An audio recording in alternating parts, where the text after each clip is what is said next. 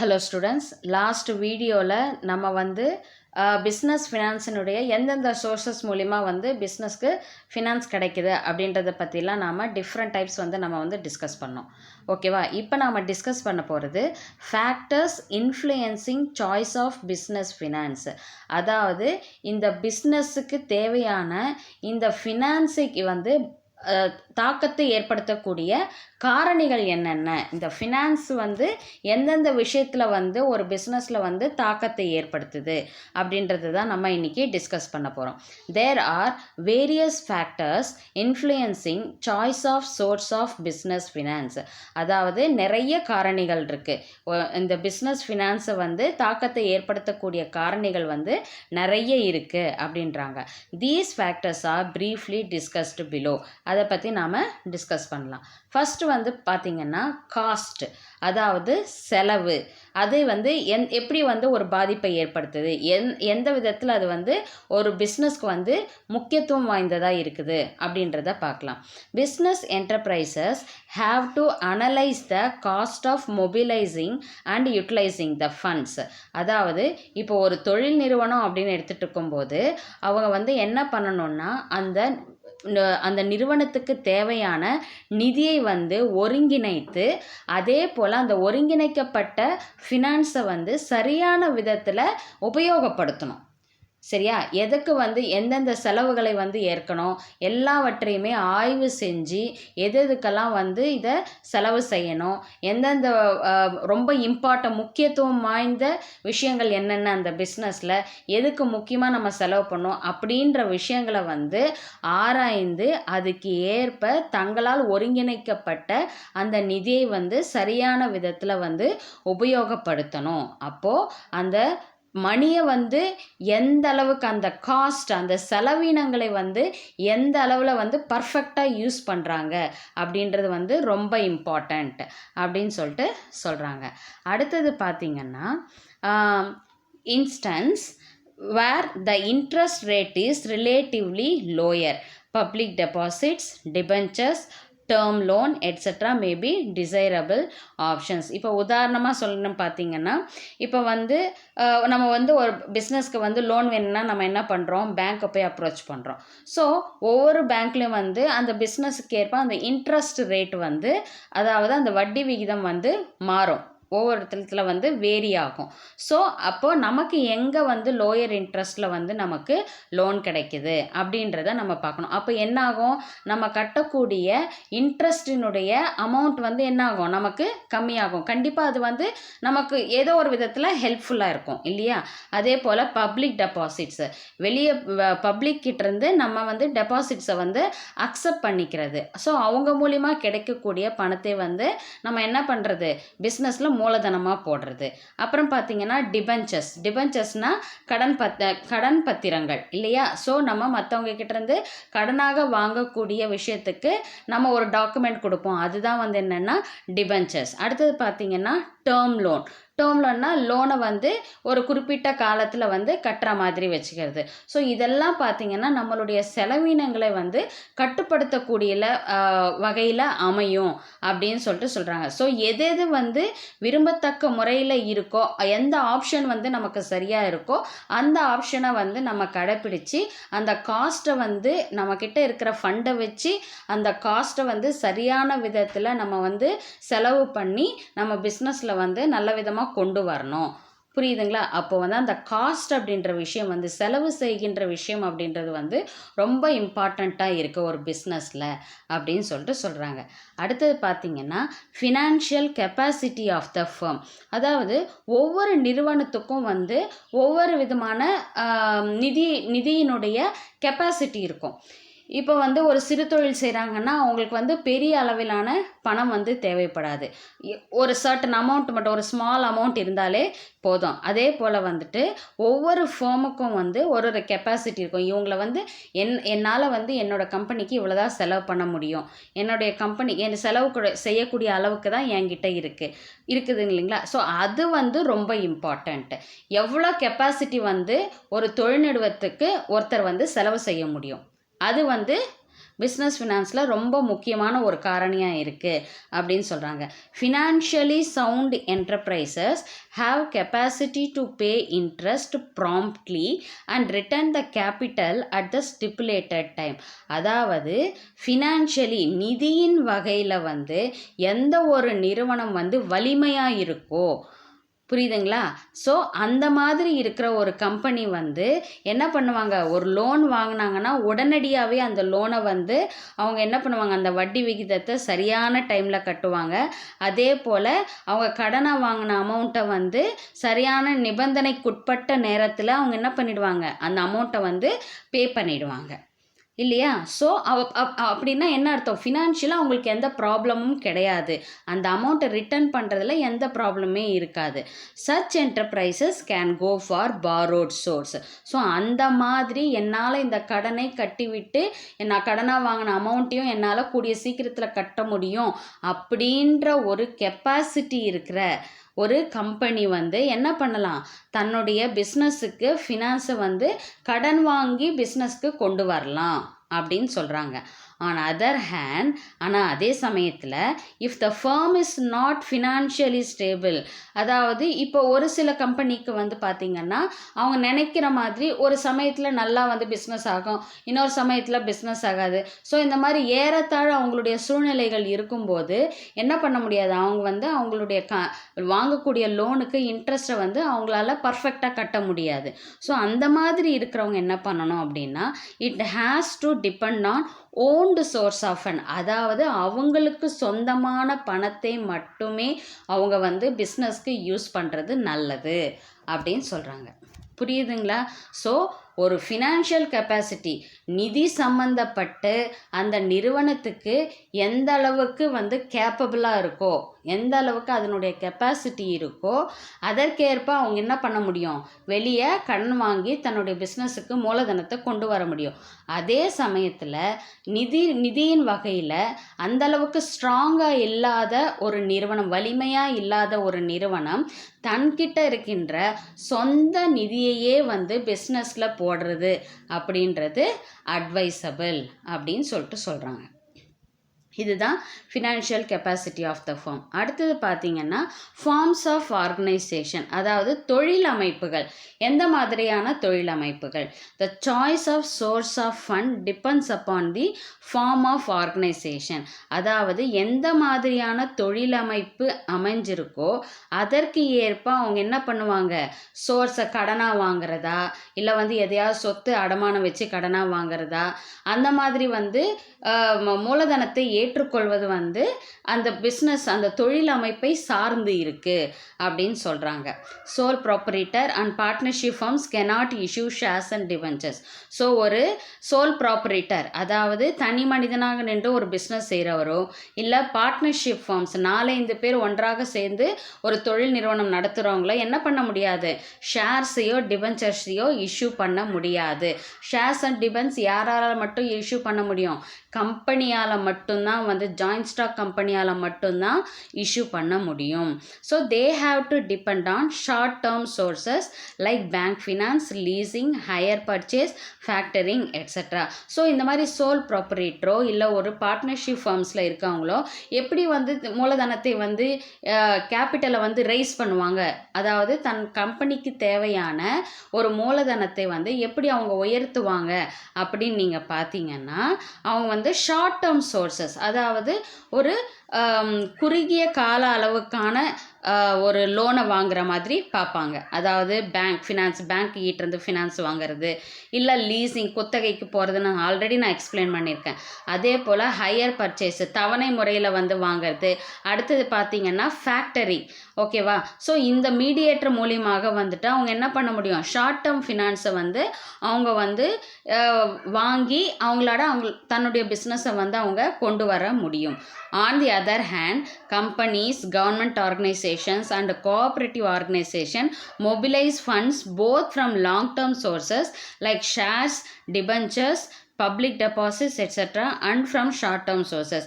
அதே போல் பார்த்திங்கன்னா பெரிய பெரிய நிறுவனங்களோ இல்லை வந்து அரசு நிறுவனங்களோ இல்லை கோஆப்ரேட்டிவ் ஆர்கனைசேஷனோ இவங்கெல்லாம் வந்து ஒரு ஒருங்கிணைக்கப்பட்ட ஒரு ஃபண்டை வந்து எப்படி கொண்டு வர முடியும் அப்படின்னு பார்த்திங்கன்னா லாங் டேர்ம் சோர்சஸ் மூலிமாவும் கொண்டு வர முடியும், ஷார்ட் டேர்ம் சோர்சஸ் மூலிமாவும் இவங்க வந்து என்ன பண்ண முடியும், தன்னுடைய பிஸ்னஸ்க்கு ஃபண்டை கொண்டு வர முடியும், நிதியை கொண்டு வர முடியும். லாங் டேர்ம் சோர்சஸ் பார்த்திங்கன்னா கம்பெனிஸ் அப்படின்னும் போது என்ன பண்ணலாம், அவங்க வந்து தன்னுடைய பங்குகளை வந்து விற்கலாம் இல்லையா. ஸோ ஷேர்ஸை வந்து அவங்க வாங்கிறதுக்கு விடும்போது அந்த ஷேரை வாங்குவாங்க இல்லையா, அதன் மூலிமா இவங்களுக்கு வந்து அமௌண்ட் கிடைக்கும். அதை வந்து அவங்க என்ன பண்ணுவாங்க, பிஸ்னஸில் இன்வெஸ்ட் பண்ணுவாங்க. டிபென்ச்சர்ஸ் கடனுக்காக மற்ற தேர்ட் பர்சன் கிட்டேருந்து வாங்கி அந்த வாங்கக்கூடிய அமௌண்ட்டுக்கு என்ன கொடுப்பாங்க, டிபென்ச்சர்ஸ் கடன் பத்திரம் அப்படின்னு சொல்லுவாங்க, அதை கொடுப்பாங்க. இல்லைன்னு பார்த்தீங்கன்னா பப்ளிக் டெபாசிட்ஸ், ஸோ மக்கள்கிட்ட இருந்து டெபாசிட்ஸை ஏற்றுக்கொள்வது. ஸோ இந்த மாதிரியான லாங் டேர்ம் சோர்சஸ் மூலியமாகவும் அதே போல் ஷார்ட் டேர்ம் சோர்சஸ் பேங்க்லேருந்து லோன் வாங்குறது, லீஸ்க்கு போகிறது, அதே போல் ஹையர் பர்ச்சேஸ் பண்ணுறது, தவணைக்கு வாங்குறது. ஸோ இந்த மாதிரியான இந்த ரெண்டு விஷயங்களும் கலந்து செய்யக்கூடியது யார், ஃபினான்ஸ் எடுத்துக்கொள்ளக்கூடிய நிறுவனங்கள் வந்து கம்பெனிஸு, அரசு நிறுவனங்கள், கூட்டுறவு நிறுவனங்கள், இவங்க எல்லாம் வந்துட்டு ஃபினான்ஸை வந்து இந்த மாதிரியாக அவங்க கம்பெனிக்கு கொண்டு வரலாம் அப்படின்னு சொல்கிறாங்க. அடுத்தது பார்த்திங்கன்னா டைம் பீரியட், எந்த கால அளவு அப்படின்னு இருக்குது. So the period for which business finance is require determines the suitable source.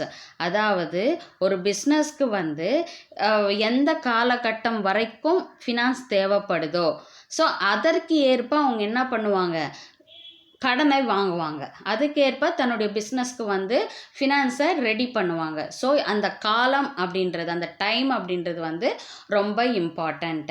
இப்போ ஒரு சில டைமில் பார்த்திங்கன்னா அவங்களுக்கு ஆர்டர்ஸ், இப்போ கம்பெனியில் ஃபேக்ட்ரியில் பார்த்திங்கன்னா ஒரு பொருளை உற்பத்தி செய்வாங்க, அதுக்கான ஆர்டர் வந்து திடீர்னு நிறைய வரும். திடீர்னு நிறைய ஆர்டர் போடணும், மேனுஃபேக்சர் பண்ணணும் அப்படின்னும் போது அதற்கு போதுமான நிதி அவங்க கையில் அப்போது இருக்காது.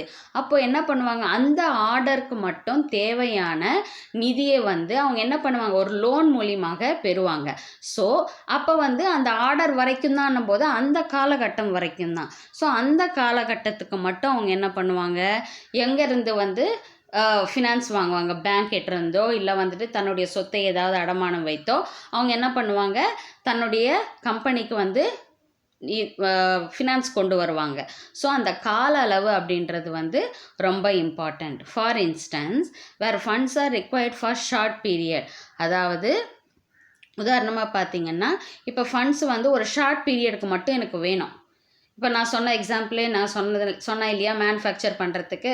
ஸோ எனக்கு வந்து அந்த ஆர்டரை மட்டும் எடுக்கிறதுக்கு அதுக்கான நிதி மட்டும் எனக்கு வேணும். மூலப்பொருள் ரா மெட்டீரியல்ஸ்லாம் நான் வாங்கணும், அதனால் எனக்கு அதுக்கான நிதி மட்டும் வேணும்.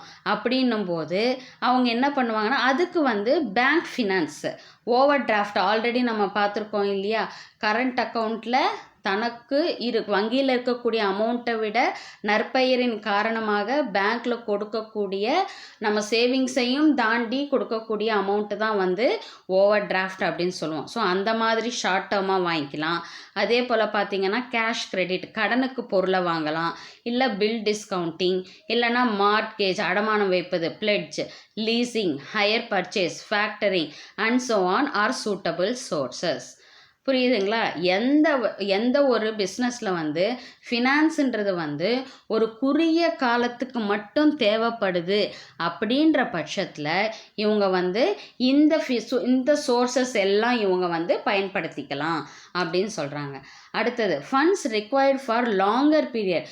இதுவே ஒருவேளை எனக்கு வந்து லாங்கர் பீரியட் நீண்ட காலத்துக்கு எனக்கு வந்து ஃபினான்ஸ்க்கு தேவைப்படுது, பிஸ்னஸ்க்கு தேவைப்படுது அப்படின்னும் போது can be tapped from issue of shares, debentures, bonds, term loan and the like. So அந்த மாதிரி எனக்கு நீண்ட காலத்துக்கு எனக்கு வந்து ஒரு ஃபினான்ஸ் தேவைப்படுது அப்படின்னும் போது அப்போ தான் அவங்க என்ன பண்ணுவாங்க, இந்த ஷேர்ஸ் இஷ்யூ பண்ணுறது, டிபென்ச்சர்ஸ் இஷ்யூ பண்ணுறது, பாண்ட்ஸு, அதே போல் term loan, long term loan, அந்த மாதிரியான விஷயங்கள் மூலியமாக தன்னுடைய பிஸ்னஸ்க்கு அவங்களால ஃபினான்ஸ் கொண்டு வர முடியும். ஸோ எந்த காலத்திற்குட்பட்டு அந்த ஃபினான்ஸ் தேவைப்படுது அதை பேஸ் பண்ணி வந்து அவங்க வந்து கடன் வாங்கும் முறையும் மாறும் அப்படின்னு சொல்கிறாங்க. அடுத்தது பார்த்திங்கன்னா ரிஸ்க் ஃபேக்டர், அதாவது வணிகத்தில் இருக்கக்கூடிய இடர்கள், இதுவும் வந்து ஒரு காரணமாக கண்டு கொள்ளப்படுது. Owned funds do not invite any risk, அதாவது தனக்கு சொந்தமான பணத்தை நாம் வந்து நம்ம பிஸ்னஸில் போடும்போது எந்த விதமான இடர்களும் கிடையாது. While using borrowed funds entails a lot of risk, ஒருவேளை நம்ம வெளியிருந்து கடனாக வாங்கக்கூடிய ஒரு நிதிக்கு வந்து கண்டிப்பாக என்ன இருக்குது, அங்கே ரிஸ்க் அப்படின்ற விஷயம் வந்து இருக்குது அப்படின்னு சொல்கிறாங்க. The probable default in paying interest and capital may lead to the liquidation of business enterprises, besides damaging the reputation of business concern in the business world. அதாவது the probable default in paying interest and capital, ஒருவேளை அவங்க வாங்கின கடனுக்கான இன்ட்ரெஸ்ட்டோ இல்லை வந்து அந்த loan அமௌண்ட்டோ வந்து திருப்பி கொடுக்க முடியாத சூழ்நிலை வரும்போது என்ன ஆகும் அப்படின்னு பார்த்திங்கன்னா அந்த நிறுவனத்தையே வந்து க்ளோஸ் பண்ணக்கூடிய ஒரு சூழ்நிலை உருவாகும். ஒரு நிறுவனத்தை க்ளோஸ் பண்ணக்கூடிய ஒரு சூழ்நிலை உருவாகும். அது தவிர என்ன ஆகும்னா, இப்போது அந்த பிஸ்னஸ் மேலே ஒரு நல்ல பெயர் வந்து இருந்திருக்கும். அப்போது இந்த மாதிரியான சூழ்நிலையில் இவங்க கடன் கொடுக்க முடியாமல், வட்டி கொடுக்க முடியாமல் இருக்கிற சூழ்நிலையில் கண்டிப்பாக அந்த பிஸ்னஸ் மேலே இருக்கிற ஒரு நல்ல பெயர், ரெப்புடேஷன், அதனுடைய நற்பெயர் வந்து என்ன ஆகிடும், கெட்டு போயிடும். அவங்க செய்யக்கூடிய அந்த பிஸ்னஸ் வேர்ல்டில் வந்து அவங்களுடைய பெயர் வந்து கெட்டு போச்சுன்னா கண்டிப்பாக அதுக்கப்புறம் வந்து அவங்களால அந்த மறுபடியும் அந்த நல்ல பெயரை கொண்டு வர்றது அப்படின்றது வந்து ரொம்ப கஷ்டம் அப்படின்னு சொல்கிறாங்க. ஸோ இந்த மாதிரியான இடர்கள் வந்து இருக்குது அப்படின்னு சொல்கிறாங்க. அடுத்தது பார்த்திங்கன்னா கண்ட்ரோல். ஓகேவா? ஸோ கண்ட்ரோல் அப்படின்னும்போது equity share holders are real owners of corporate enterprises. ஒரு தொழில் நிறுவனங்களுக்கு வந்து பெரிய தொழில் நிறுவனங்களுக்கெல்லாம் வந்து பார்த்திங்கன்னா ஓனர் யாராக இருப்பாங்க, ஈக்விட்டி ஷேர் ஹோல்டர்ஸ். அந்த கம்பெனியினுடைய பங்குகளை வாங்குறாங்க இல்லையா, ஷேர்ஸை வாங்குறாங்க இல்லையா, அவங்க தான் ஓனர் ஆஃப் தி கம்பெனி. ஏன்னா அவங்க தான் என்ன பண்ணுறாங்க, அந்த கம்பெனியினுடைய ஷேரை வாங்கி அமௌண்ட்டை வந்து அந்த கம்பெனிக்கு கொடுக்குறாங்க. எதுக்காக, அவங்களுடைய ஒரு மூலதனமாக வந்து அந்த கம்பெனிக்கு ஒரு மூலதனமாக பயன்படுத்துவதற்கு அந்த பணத்தை வந்து அவங்க கொடுக்குறாங்க. அப்போ யார் ஓனராக இருப்பாங்க, ஈக்விட்டி ஷேர் ஹோல்டர்ஸ் தான் ஓனராக இருப்பாங்க. They exercise complete control over the management of the company. அந்த நிறுவனத்தினுடைய மேலாண்மை ஃபுல்லாக மேனேஜ் பண்ணுறது யாராக இருப்பாங்க அப்படின்னு பார்த்தீங்கன்னா, ஃபுல் கண்ட்ரோலும் யார் கையில் இருக்கும் அப்படின்னு பார்த்தீங்கன்னா அந்த ஈக்விட்டி ஷேர் ஹோல்டர்ஸ் கிட்ட தான் இருக்கும். If the existing share holders to not like to lose there control, they must not issue more equity shares to supplement the financial resources. அதாவது இப்போ அந்த நிறுவனத்தில் இருக்கிற அந்த ஈக்விட்டி ஷேர் ஹோல்டர்ஸ் வந்து தனக்கான பவர்ஸ் இருக்கு இல்லையா, அவங்களுக்கான அதிகாரங்களை வந்து தன்னுடைய கட்டுப்பாட்டில் இருக்கக்கூடிய அந்த கம்பெனியை வந்து விட்டு கொடுக்கக்கூடாது, தங்களுடைய கண்ட்ரோலை விட்டு அந்த கம்பெனி போகக்கூடாது அப்படின்னு நினைக்கும் போது அவங்க என்ன பண்ண மாட்டாங்க, ஒருவேளை அந்த கம்பெனிக்கு மேலும் ஒரு ஃபினான்ஸ் தேவைப்பட்டது அப்படின்னும்போது கண்டிப்பாக மறுபடியும் வந்து அவங்க வந்து இன்னும் அதிகமான ஈக்விட்டி ஷேர்ஸை வந்து இஷ்யூ பண்ண விட மாட்டாங்க அப்படின்னு சொல்கிறாங்க. ஒன்றும் கிடையாது, இப்போது ஒருத்தவங்க வந்துட்டு கம்பெனியை வந்து ஆண்டுக்கிட்டு இருக்காங்க, ஓகேவா, ஈக்விட்டி ஷேர் ஹோல்டர்ஸ் வந்து கம்பெனியை மேனேஜ் பண்ணுறது, கம்பெனியே தன்னோட கண்ட்ரோலில் வச்சுருக்குறாங்க. இப்போது திடீர்னு அந்த கம்பெனிக்கு வந்து இன்னும் வந்து பணத்தோடைய தேவை வந்து அதிகமாகுது. அப்போது அந்த ஷேர் ஹோல்டர்ஸ் வந்து மறுபடியும் என்ன பண்ணலாம், மறுபடியும் ஷேர்ஸை இஷ்யூ பண்ணி அந்த மூலதனத்தை திருப்பி கொண்டு வர முடியும். ஆனால் அவங்க வந்து அப்படி செய்ய மாட்டாங்க. ஏன் அப்படி செய்ய மாட்டாங்கன்னா, ஒருவேளை அப்படி செய்தார்கள்னா மறுபடியும் புதுசாக ஷேர் ஹோல்டர்ஸ் உள்ளே வரும்போது அப்போது ஆல்ரெடி இருந்த ஷேர் ஹோல்டர்ஸினுடைய கண்ட்ரோல் இருந்து அந்த கம்பெனி போயிடும். அதனால் வந்து அதை வந்து அவங்க வந்து பிரயோகிக்க மாட்டாங்க. ஸோ அப்போ அந்த மாதிரி சமயத்தில் ஃபினான்ஸை இம்ப்ரூவைஸ் பண்ணணும். அப்போ என்ன பண்ணுவாங்க, Contrarily, borrowed sources of funds will not disturb the control exercised by the company management. அதாவது இப்போ வந்து அதுக்கு மாறாக அவங்க என்ன பண்ணுவாங்கன்னா, borrowed source of funds will not disturb the control exercised by the company management. அதாவது கடனாக வாங்குவாங்க இல்லையா, இப்போ வந்து அமௌண்ட்டை வந்து ஒரு லோன் போட்டு வாங்குவாங்க. அப்போ அந்த லோன் போட்டு வாங்கும்போது எந்த விதத்துலேயும் அந்த கம்பெனி வந்து அந்த ஈக்விட்டி ஷேர் ஹோல்டர்ஸினுடைய கட்டுப்பாட்டிலேருந்து விலகி போகாது. புரியுதுங்களா? புது ஷேர் ஹோல்டர்ஸை கொண்டு வரத்துக்கு பதிலாக வெளியே எங்கேயாவது அமௌண்ட்டை வந்து பாரோ பண்ணி தன்னுடைய ஃபினான்ஸை வந்து அந்த கம்பெனிக்கான நிதியை வந்து பூர்த்தி செய்துக்கிட்டு மற்றவங்களை யாரையும் வந்து கொண்டு வராமல் அந்த கடன் மூலயமாக தன்னுடைய நிதி தேவையை வந்து பூர்த்தி செய்துக்கொள்வதனால அந்த ஈக்விட்டி ஷேர் ஹோல்டர்ஸில் இருக்கிற கண்ட்ரோல் இருந்து அந்த கம்பெனி வந்து போகாது அப்படின்னு சொல்கிறாங்க. அப்போது இந்த இடத்துல hence borrowed source is suitable. அப்போது இந்த மாதிரி ஒரு சிச்சுவேஷனில் என்ன ஆகும், வெளியிருந்து கடன் வாங்கக்கூடிய பணத்தினுடைய சோர்ஸ் அதன் வழியாக கடனாக வரக்கூடிய அமௌண்ட்டு தான் இந்த மாதிரி நிலைமைக்கு வந்து யூஸ்ஃபுல்லாக இருக்கும் அப்படின்னு சொல்கிறாங்க. Suitable for maintaining the administrative control of the company. So இந்த மாதிரி கடனாக வாங்கக்கூடிய ஃபினான்ஸ் மூலியமாக கம்பெனி வந்து தன்னுடைய அதிகாரத்தையோ தன்னை கட்டுப்பாட்டையும் தன்னுடைய கம்பெனி விட்டு போகாமல் கொண்டு வர்றதுக்கு இந்த borrowed sources தான் வந்து சூட்டபிளாக இருக்கும் அப்படின்னு சொல்கிறாங்க. புரிஞ்சுதுங்களா? அடுத்தது ஸ்டேஜ் ஆஃப் டெவலப்மெண்ட், அதாவது வளர்ச்சி எப்படி இருக்கும் அப்படின்னு பார்க்கலாம். A new business enterprise finds it hard to mobilize business finance than an established firm. இப்போ புதுசாக ஒரு கம்பெனி ஸ்டார்ட் பண்ணுறாங்க அப்படின்னும் போது எல்லா வகையிலையும் வந்து நிதியை திரட்டி கொண்டு வந்து செய்யறது அப்படின்றது வந்து ஆல்ரெடி உருவாக்கப்பட்ட நிறுவனத்துக்கு ஈஸியாக இருக்கும். ஆனால் புதுசாக ஒரு கம்பெனி ஃபார்ம் ஆகுது, அவங்க எல்லா விதத்துலேயும் நிதி நிறுவனத்தில் ஸ்ட்ராங்காக இருக்கணும் அப்படின்றது ரொம்ப கஷ்டம்.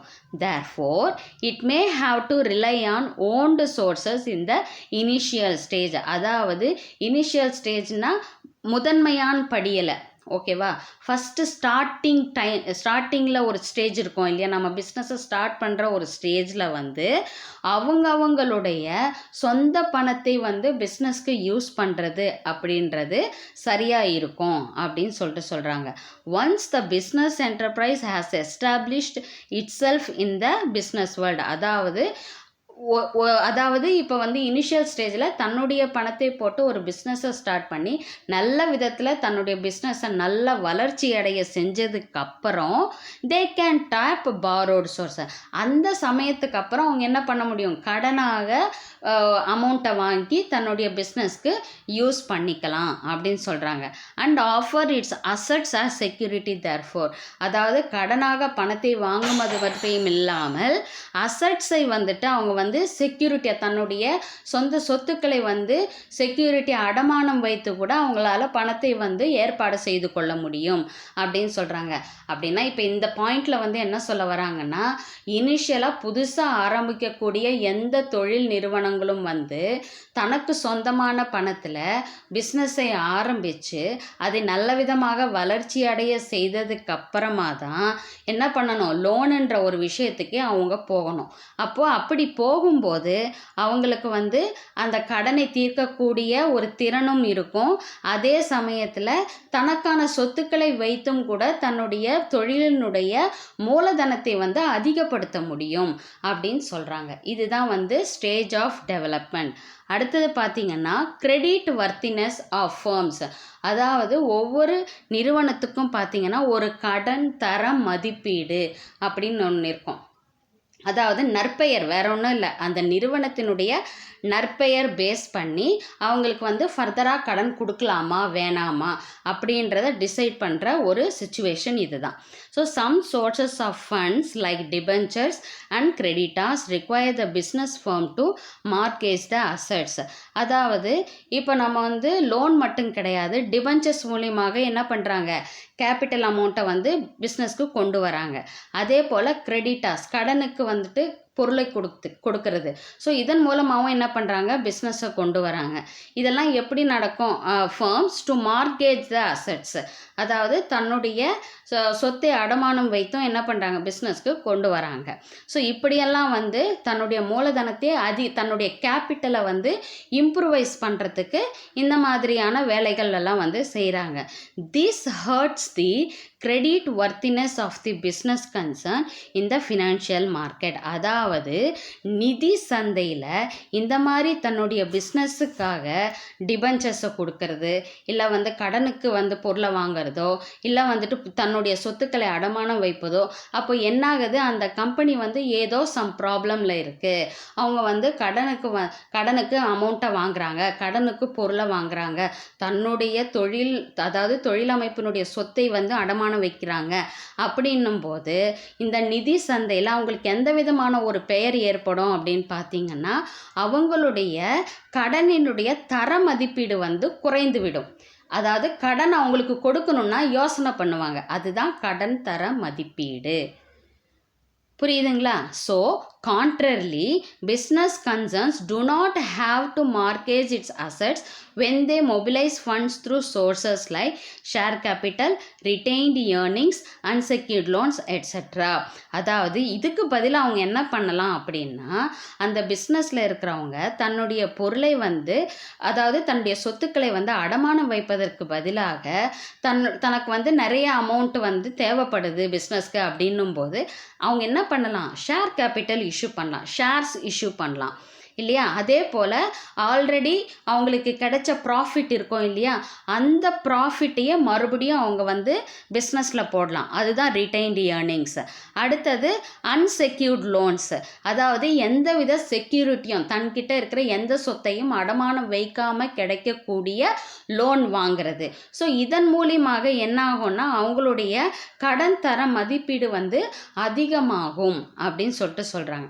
And தேர்பை maintaining good image in the financial market. So இந்த மாதிரி செய்கிறதன் காரணமாக என்ன ஆகும் அப்படின்னு பார்த்தீங்கன்னா, நிதி சந்தையில் அவங்களுக்குன்னு ஒரு நல்ல ஒரு இமேஜ் வந்து கிரியேட் ஆகும் அப்படின்னு சொல்கிறாங்க. இதுதான் கிரெடிட் வர்த்தினஸ் ஆஃப் ஃபர்ம்ஸ். பார்த்தீங்களா? இப்போ வந்து ஒரு ஃபேக்டர்ஸ் எப்படியெல்லாம் ஒரு ஃபினான்ஸ் வந்து எந்த மாதிரியான ஃபினான்ஸை கொண்டு வரலாம், அதாவது தனக்கு சொந்தமான பணத்தை போடலாமா, இல்லை வந்துட்டு ஒரு லோனாக வாங்கி பண்ணலாமா, எந்த சுச்சுவேஷனில் லோன் வாங்கலாம், என்ன மாதிரியான பிஸ்னஸ்னால் லோன் வாங்கலாம், அதே போல் பார்த்திங்கன்னா அவங்களுடைய கடன் தர மதிப்பீடை வைத்துக்கொண்டு ஒரு பிஸ்னஸ்க்கு ஃபினான்ஸ் கிடைக்கிறது, எவ்வளோ விஷயங்கள் இருக்குது. ஸோ இதை தான் வந்து நம்ம என்ன சொல்கிறோம், factors influencing choice of business finance அப்படின்றது நாம் வந்து இப்போ வரைக்கும் பார்த்துருக்கோம். ஸோ இப்போ நாம் பார்க்க போகிறது சேவிங்ஸ், இம்பார்ட்டன்ஸ் ஆஃப் சேவிங்ஸ், அதாவது சேமிப்பினுடைய முக்கியத்துவம் என்ன அப்படின்றத நம்ம பார்க்க போகிறோம். The concept of savings playing a important role in economic development of any country. ஒரு கண்ட்ரினுடைய, ஒரு நாட்டினுடைய பொருளாதார முன்னேற்றத்துக்கு சேமிப்பு அப்படின்றது வந்து ஒரு முக்கியத்துவம் வாய்ந்த விஷயமாக இருக்குது அப்படின்னு சொல்கிறாங்க. Saving is defined as the difference between income and consumption. இன்கம்னா நமக்கு வருகின்ற வருவாய், கன்சப்ஷன்னா நாம் செய்கின்ற செலவுகள். ஸோ அந்த வரவுக்கும் செலவுக்கும் இடையில் நாம் சேர்த்து வைக்கக்கூடிய, இடையில் நம்ம மிச்சம் செய்யக்கூடியது தான் நம்ம சேவிங்ஸ் அப்படின்னு சொல்கிறோம்.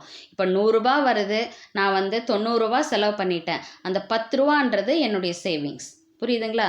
So in other words it points to sacrifice of some sort. அதாவது ஒரு சில விஷயங்களை நம்ம என்ன பண்ணலாம், சாக்ரிஃபைஸ் பண்ணலாம். அனாவசிய பொருட்களை வந்து வாங்கி சேர்த்து வைக்காம நமக்கு வந்து அது அத்தியாவசிய தேவையா அப்படின்னு பார்த்துட்டு அதற்கேற்ப நம்ம வந்து செலவு பண்ணணும். ஸோ அனாவசிய பொருட்களை வந்து நம்ம வாங்குறத தவிர்க்கும் போது கண்டிப்பாக அதற்கான பணம் நமது சேமிப்பாக அமையும் அப்படின்னு சொல்கிறாங்க. Earning money may be easy. அதாவது நம்ம ஒரு பணத்தை வந்து நம்ம சம்பாதிக்கிறது அப்படின்றது வந்து ரொம்ப easy. But using it in the right way as well as saving it for the future is pretty tough. அதாவது சம்பாதிக்கிறது அப்படின்றது வந்து ரொம்ப easy.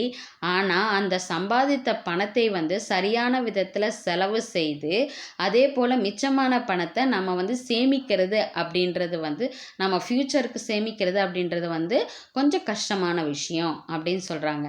Savings is important for each and every one of us to lead a peaceful life. ஒவ்வொருத்தருக்கும் வந்து தன்னுடைய வாழ்க்கையை வந்து அமைதியான முறையில் கொண்டு போகிறது அப்படின்னும் போது அந்த சேமிப்பு அப்படின்றது வந்து ரொம்ப இம்பார்ட்டன்ட், ஒவ்வொருத்தருக்கும் ரொம்ப இம்பார்ட்டண்ட் அப்படின்னு சொல்கிறாங்க. So saving paves way for a happier future. So அந்த சேமிப்பு அப்படின்றது வந்து ஒரு சந்தோஷமான ஒரு மகிழ்ச்சியான ஒரு எதிர்காலத்தை உருவாக்கும் ஒரு வழியாக அமையுது அப்படின்னு சொல்கிறாங்க. So world savings day was promoted all over the world to emphasise the value of savings. அதாவது சேவிங்ஸினுடைய முக்கியத்துவத்தை வந்து அறியணும் அப்படின்றதுக்காக வேர்ல்டு சேவிங்ஸ் டே அப்படின்ற ஒரு விஷயத்தை வந்து கொண்டு வந்தாங்க. அது எப்போ அப்படின்னா அக்டோபர் 31 அன்னைக்கு தான் வந்து வேர்ல்டு சேவிங்ஸ் டே அப்படின்னு சொல்லிட்டு டிக்ளேர் பண்ணாங்க. ஓகேவா? ஸோ அக்டோபர் 31 வந்து ஒவ்வொரு வருடமும் வேர்ல்டு சேவிங்ஸ் டேவாக வந்து சொல்லியிருக்காங்க. யார் அப்படின்னா இன்டர்நேஷ்னல் சேவிங் பேங்க் காங்கிரஸ் அப்படின்றவங்க வந்து டிக்ளேர் பண்ணியிருக்காங்க. அடுத்தது பார்த்தீங்கன்னா following points highlight the importance of savings. So இப்போ வரக்கூடிய ஒவ்வொரு பாயிண்ட்ஸும் வந்து பார்த்தீங்கன்னா சேமிப்பினுடைய முக்கியத்துவம் என்ன அப்படின்றத சொல்லுது. Money invested in deposit account, small savings schemes, mutual funds, life insurance policies, bonds of government companies, shares etcetera lead to overall economic development of a country. அதாவது மக்கள் வந்து அமௌண்ட்டை வந்து டெபாசிட் பண்ணுறது, ஃபிக்ஸட் டெபாசிட் பண்ணுறது, அதே போலிங்கன்னா ஒரு ஸ்மால் சேவிங் ஸ்கீம்ஸ் மாதிரி போடுறது, அப்புறம் மியூச்சுவல் ஃபண்ட்ஸில் போடுறது, இன்சூரன்ஸ் பாலிசியில் போடுறது, இல்லை கவர்மெண்ட்டினுடைய பங்குகள் ஏதாவது, பாண்ட்ஸ் ஏதாவது, கவர்மெண்ட் செக்யூரிட்டிஸ் ஏதாவது வச்சுருக்கிறது, இல்லை ஏதாவது ஒரு கம்பெனியினுடைய ஷேர்ஸை நம்ம வாங்கியிருக்கிறது. ஸோ இது எல்லாமே பார்த்திங்கன்னா நம்ம நாட்டினுடைய பொருளாதாரத்தை முன்னேற்றுவதற்கும் உதவியாக இருக்குது அப்படின்னு சொல்லிட்டு சொல்கிறாங்க, கொண்டு போகும் அப்படின்னு சொல்லிட்டு சொல்கிறாங்க. First point, money invested in bank deposits facilitates employment generation in various sectors of economy and poverty alleviation. அதாவது இப்போ வந்து ஒரு பேங்க்கில் வந்து நம்ம ஃபிக்ஸட் டெபாசிட்டாக போடக்கூடிய அமௌண்ட்டு, அது என்ன ஆகும், அந்த ஃபிக்ஸட் டெபாசிட்டாக போடக்கூடிய அமௌண்ட் வந்து எப்படி வந்து அவங்களுக்கு வந்து டெபாசிட் போட்டவங்களுக்கு இன்ட்ரெஸ்ட்டாக கிடைக்கும் அப்படின்னு பார்த்தீங்கன்னா, இப்போ பேங்க்கில் நம்ம அமௌண்ட்டை போய் ஃபிக்ஸட் போடுறோம். இப்போ 1 லட்ச ரூபா நீங்கள் என்ன பண்ணுறீங்க, ஒரு பேங்க்கில் போயிட்டு ஃபிக்ஸட் டெபாசிட்டில் போடுறீங்க. ஓகேவா? இப்போ ஃபிக்ஸட் டெபாசிட்டில் போடுற அந்த 1 லட்சத்தை அந்த பேங்க் என்ன பண்ணுவாங்கன்னா, ஏதாவது ஒரு பிஸ்னஸ் பண்ணுறதுக்கு கடனாக கேட்டு உள்ளே வருவாங்க. பேங்க்கை வந்து அப்ரோச் பண்ணுவாங்க, லோனுக்கு அப்ரோச் பண்ணுவாங்க இல்லையா? ஸோ அவங்களுக்கு என்ன பண்ணுவாங்க, இந்த 1 லேக்கை வந்து அவங்க பிஸ்னஸ் பண்ணுறதுக்கு கொடுக்குறாங்க, கடனாக கொடுக்குறாங்க. புரியுதுங்களா? ஸோ கடனாக கொடுக்கும்போது அங்கே எந்த மாதிரியான வாய்ப்பை உருவாக்குது, ஒரு வேலை வாய்ப்புக்கான ஒரு வாய்ப்பை அங்கே உருவாக்குது, ஒரு பிஸ்னஸ் செய்யக்கூடிய ஒரு வாய்ப்பை உருவாக்குது. அதே போல் பார்த்திங்கன்னா தனக்கு வந்து அதாவது விவசாய நிலம் இருக்கும் ஆனால் பயிரிட முடியாது அப்படின்றவங்களுக்கு வந்து ரொம்ப ஏழ்மையாக இருப்பாங்க, அவங்கக்கிட்ட காசு இருக்காது, விதை வாங்கி ஒரு விவசாயம் செய்கிறதுக்கு அவங்களால முடியாதுன்னும் போது அப்போ அவங்க என்ன பண்ணுவாங்க, அவங்களும் போய் பேங்க்கை வந்து அப்ரோச் பண்ணுவாங்க. அப்போது விவசாயம் செய்கிறவங்களுக்கு வந்து வேளாண்மைக்கு வந்து கம்மியான வட்டியில் வந்து என்ன பண்ணுவாங்க, நம்ம ஃபிக்ஸட் பண்ண அமௌண்ட்லேருந்து அவங்களுக்கு என்ன பண்ணுவாங்க, கடன் கொடுப்பாங்க. அப்போது அது எந்த மாதிரி ஒரு சூழ்நிலையும் இருக்கும், வறுமையை போக்கக்கூடிய ஒரு சூழ்நிலையும் வந்து அங்கே உருவாக்குது. அப்போது ஒருத்தர் வந்து ஒரு பேங்க்கில் ஃபிக்ஸட் டெபாசிட் போடக்கூடிய நிலைமையில் அந்த அமௌண்ட்லேருந்து ஒரு வேலைவாய்ப்பை உருவாக்குவதற்கும் ஒரு வறுமையை போக்குவதற்கும் இது எப்படி, இந்த ரெண்டுமே வந்து ஒரு நாட்டினுடைய பொருளாதாரத்திற்கு மிக முக்கியத்துவம் வாய்ந்த விஷயங்கள் இது ரெண்டுமே. ஸோ அது ரெண்டுமே வந்து ஒரு மணியை சேவ் பண்ணுறதுக்காக நம்ம ஃபிக்ஸட் போடுற டெபாசிட் பண்ணுற விஷயத்தில் அடங்கி இருக்குது. நம்ம நினைக்கிறோம் நம்ம ஃபிக்ஸட் போடுறோம், ஆனால் எத்தனை பேருக்கு அது ஒரு லைஃப்பை கொடுக்குது, நம்ம நாட்டினுடைய பொருளாதாரத்தையே முன்னேற்றம் அடையுது அப்படின்றது எத்தனை பேருக்கு தெரியும்? கண்டிப்பாக தெரியாது. ஸோ ஒரு பேங்க் டெபாசிட்ஸ் வந்து ஒரு வேலைவாய்ப்பை உருவாக்கவும் அதே போல் வறுமையை போக்குவதற்கும் இந்த இன்வெஸ்ட்மெண்ட், அதாவது மணி இன்வெஸ்ட்மெண்ட் அப்படின்றது வந்து ரொம்ப யூஸ்ஃபுல்லாக இருக்குது அப்படின்னு சொல்கிறாங்க. The savings invested in bank deposits lead to credit creation in the country, which in turn promotes industrial and agricultural development in a country.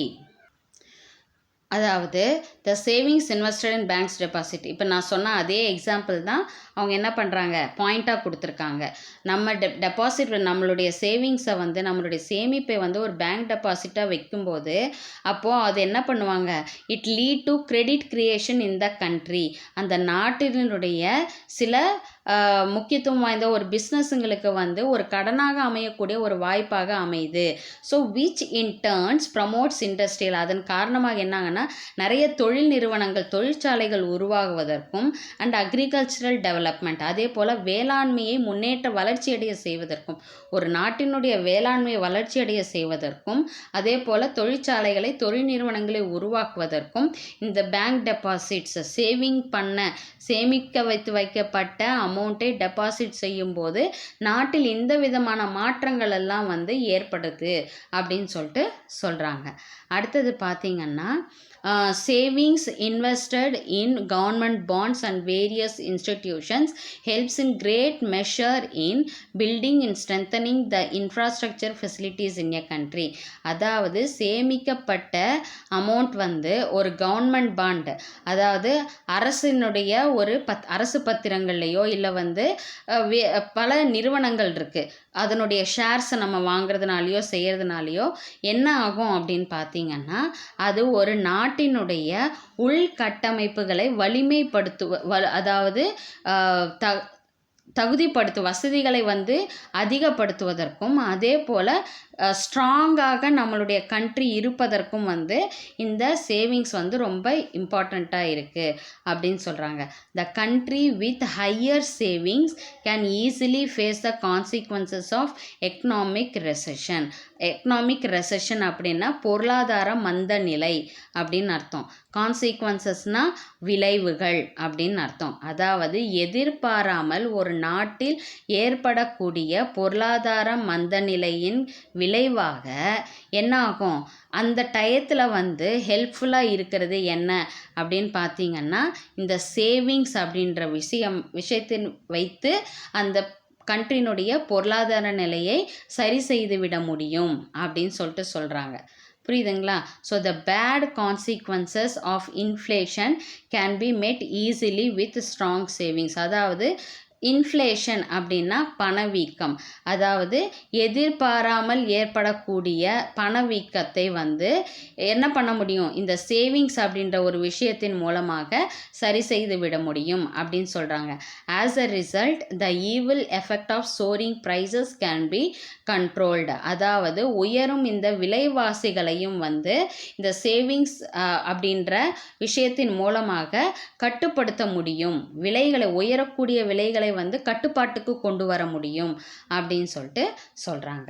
So இதெல்லாம் தான் வந்து highlights of importance of savings, அதாவது சேமிப்பின் முக்கியத்துவத்தில் ரொம்ப மிகவும் முக்கியமான சில காரணங்கள் வந்து இந்த பாயிண்ட்ஸ் எல்லாம் தான் அப்படின்னு சொல்லிட்டு சொல்லியிருக்காங்க. ஸோ நம்ம இதுக்கு முன்னாடி இருக்க டாபிக் என்ன பார்த்தோம் நம்ம, அதாவது factors influencing choice of business finance பற்றி பார்த்தோம். அதே போல் பார்த்திங்கன்னா savings and importance of savings பற்றியும் நாம் டிஸ்கஸ் பண்ணோம். ஸோ இதில் உங்களுக்கு ஏதாவது டவுட்ஸ் இருந்துச்சுன்னா கமெண்ட் செக்ஷனில் கமெண்ட் பண்ணுங்கள். உங்கள் டவுட்ஸை நான் கிளாரிஃபை பண்ணுறேன். இந்த வீடியோ உங்களுக்கு பிடிச்சிருந்ததுன்னா லைக் பண்ணுங்கள், ஷேர் பண்ணுங்கள், மறக்காமல் சப்ஸ்கிரைப் பண்ணுங்கள். சப்ஸ்கிரைப் பண்ணாதவங்க சப்ஸ்கிரைப் பண்ணுங்கள். பெல் ஐக்கானை கிளிக் பண்ணிவிட்டு ஆல் பட்டனையும் கிளிக் பண்ணிங்கன்னா நான் போடுற வீடியோஸ் எல்லாம் உங்களுக்கு நோட்டிஃபிகேஷன்ஸ் வரும். ஸோ கோர்வையாக இந்த வீடியோக்களை நீங்கள் பார்க்கும்போது இந்த டாபிக் உங்களுக்கு தெளிவாக புரியும். டிஸ்கிரிப்ஷன் பாக்ஸில் இதோட ப்ரீவியஸ் வீடியோஸ் எல்லாத்தையுமே நான் வந்து லிங்க் கொடுக்குறேன், நீங்கள் பாருங்கள். ஸோ நெக்ஸ்ட் வீடியோவில் பார்க்கலாம். தேங்க்யூ.